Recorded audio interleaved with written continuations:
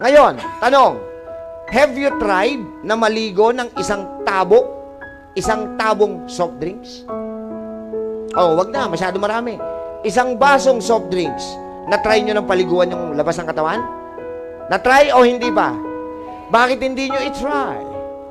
Kasi, sagot, malagkit. Okay, malagkit. Bakit malagkit na soft drinks pinampapaligo nyo sa loob ng katawan mo, sa loob ng katawan ng anak mo, sa loob ng katawan ng apo mo?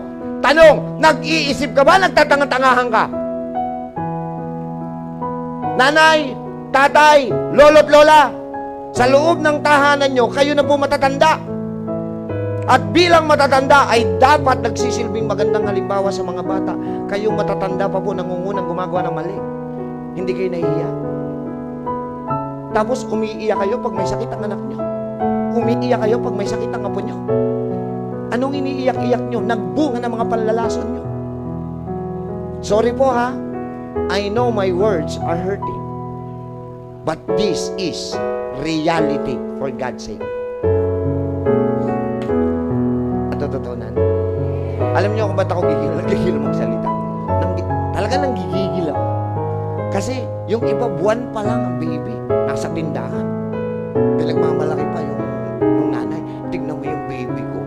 4 months pa lang yan, pero marunong na sumipsip sa straw. Soft drinks, pinababa na.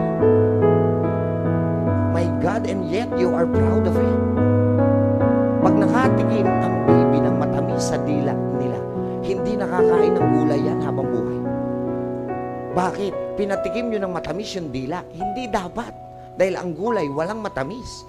Hahanapin na, ibabaon na ng mind ng baby na yon na ang masarap sa bibig niya, matamis lang dapat.